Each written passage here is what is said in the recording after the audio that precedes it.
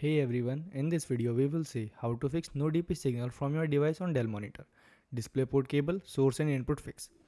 Fix 1 is check the DisplayPort cable. Step 1, turn off your computer and monitor. Step 2, unplug the DisplayPort cable from both ends.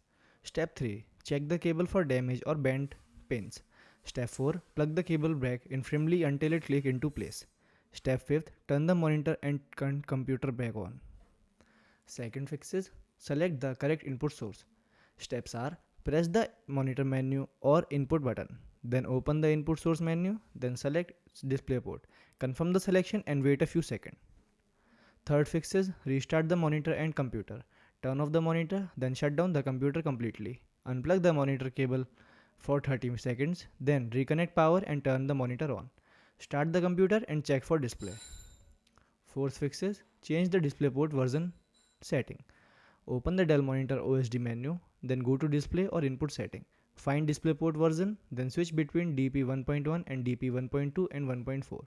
Then save the setting and reconnect the cable. Fifth fix is test another DisplayPort cable. Step 1. Replace the current DP cable with a known wire working one. Then second one is connect the new cable securely.